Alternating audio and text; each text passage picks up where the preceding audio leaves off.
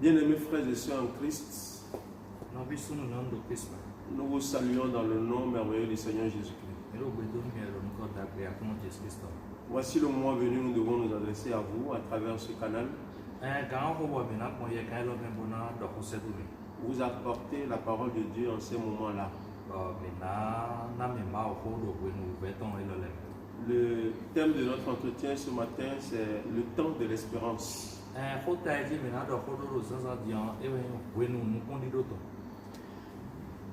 Le premier trimestre de cette année peut être qualifié de noir.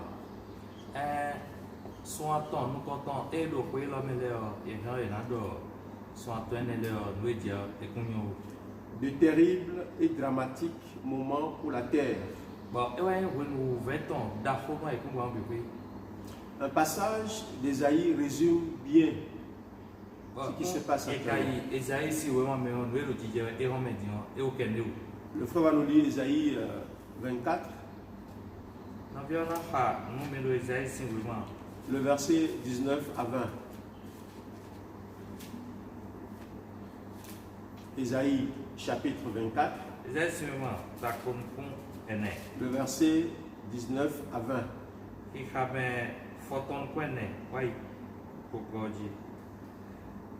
La terre est déchirée, la terre se brise, la terre chancelle. La terre chancelle comme un homme ivre, elle vacille comme une cabane.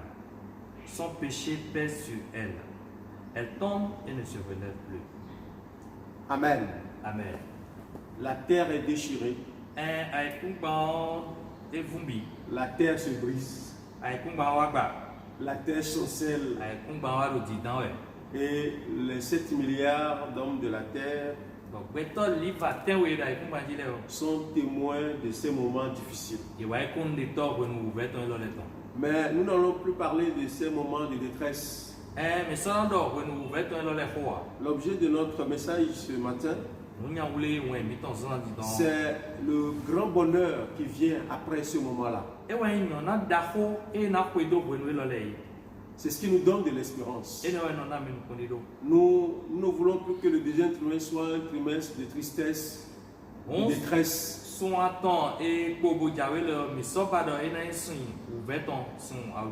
Mais nous voulons voir au-delà de ces détresses un grand moment de bonheur. Ce temps que j'ai personnellement dénommé la pandémie du bonheur.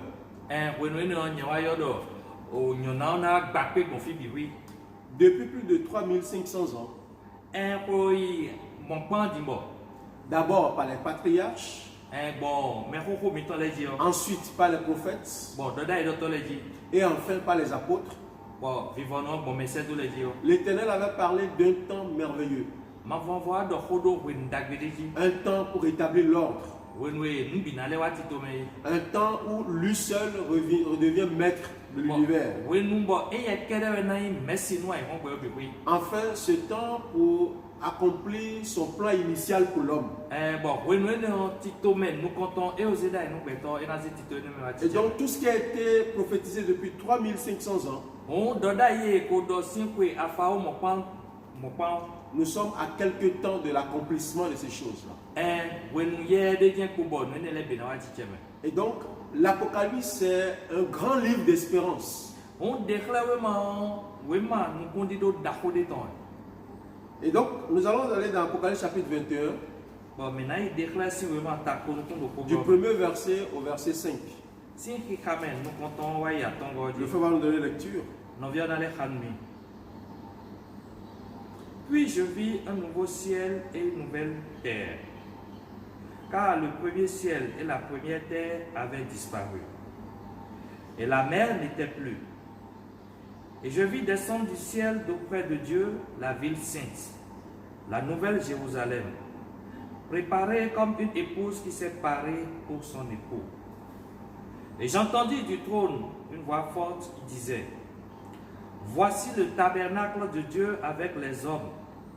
Il habitera avec eux, et ils seront son peuple, et Dieu lui-même sera avec eux.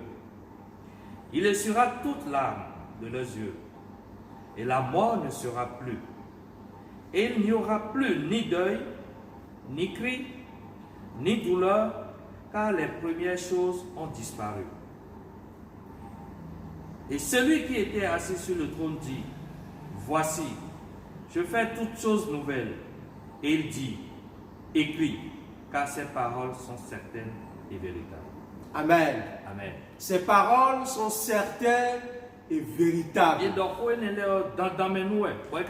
C'est ce que nous devons retenir. Un nouveau ciel et une nouvelle terre.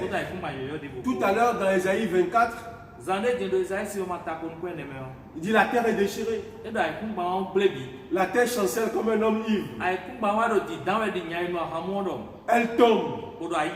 Elle ne se relèvera plus. Malheur à ceux qui ont tous leurs projets sur la terre. Bien-aimés, en ce jour, en ce moment difficile de la terre, il n'y a plus de mariage dans les mairies. Aucun pays ne donne de visa. Il n'y a plus de voyage. C'est une chose curieuse. Avant que quelqu'un revenait de l'Europe, la personne était vraiment respectée. Maintenant quand tu reviens de l'Europe, on a peur de toi. Hier, les statistiques montraient qu'il y a moins de 72% d'achats de voitures dans le monde.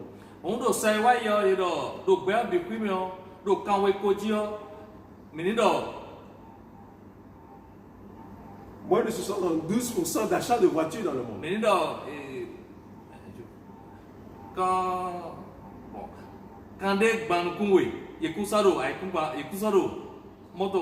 Et moins de 87% d'achats de produits de beauté.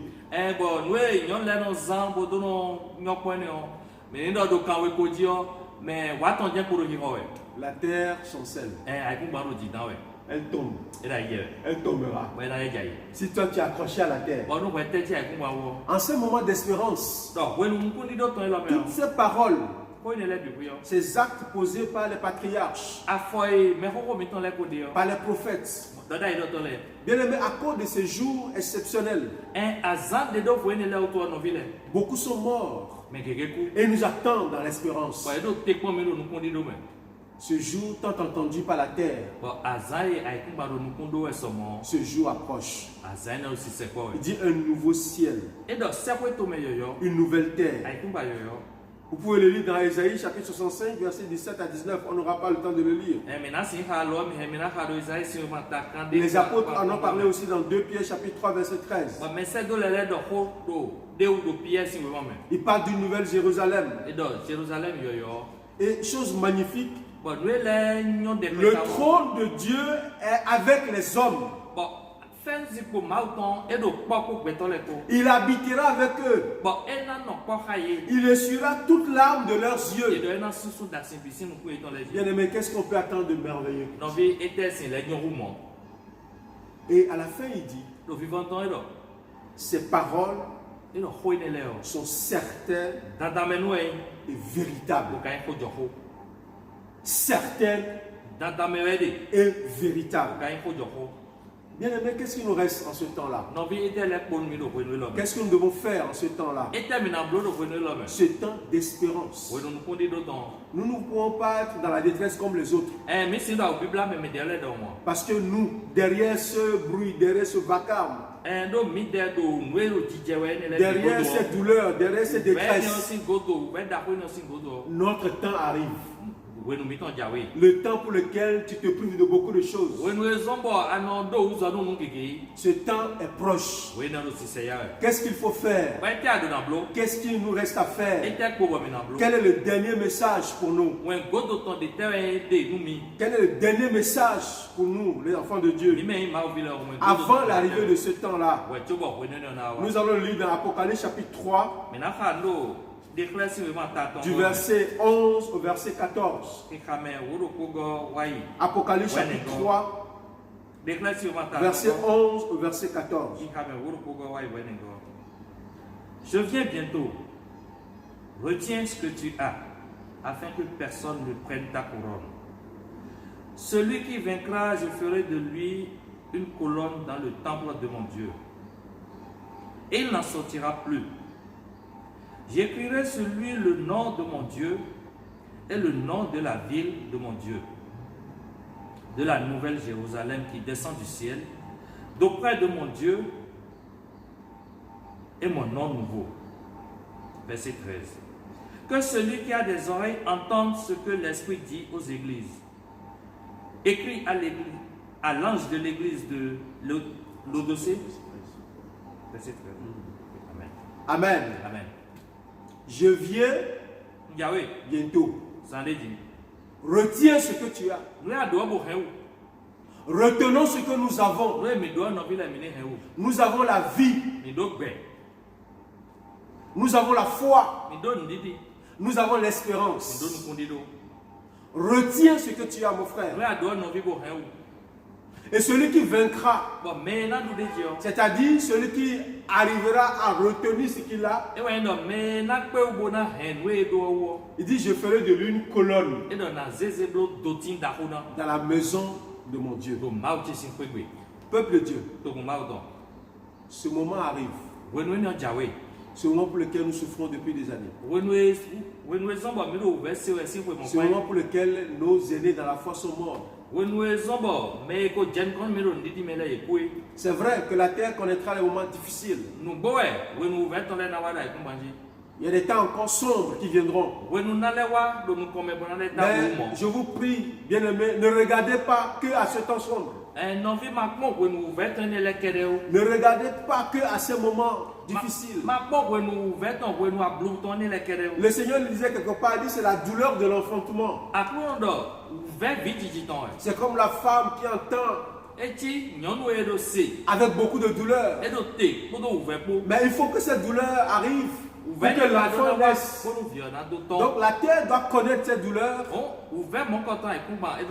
que nous, on puisse arriver là où le Seigneur nous a prévu.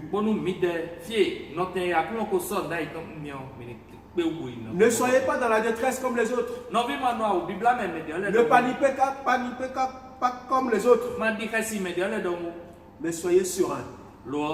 Soyez rassurés. Le Seigneur vient bientôt. Le Seigneur vient bientôt. Le Seigneur vient bientôt. Et ce sera la pandémie du bonheur. Il dit, son trône sera avec nous. Il habitera avec nous. Il essuiera toute larme de leurs yeux. Ces paroles sont certaines et véritables. Bien-aimés, faisons de ce trimestre qui commence un trimestre d'espérance. Regardons à ces moments de bonheur qui arrivent. Regardez à ces moments de joie qui arrivent. Regardons à ces moments de délivrance qui arrivent. Je peux dire notre génération est la génération la plus bénie. Parce que ce sont nos yeux qui vont voir ces choses. Ne soyez pas dans la panique. Le Seigneur nous gardera toujours. Comme l'apôtre l'a dit dans son message de dimanche dernier, il ne viendra pas chercher des cadavres. Il viendra chercher un peuple. Et ce temps arrive. Que Dieu bénisse ses paroles en vous. Que l'espérance grandit toujours en vous. Que cette semaine soit une semaine d'espérance. Que ce mois soit un mois d'espérance. Et que ce trimestre soit un trimestre d'espérance. Que Dieu bénisse ses paroles en vous. Merci. Et bon dimanche à vous.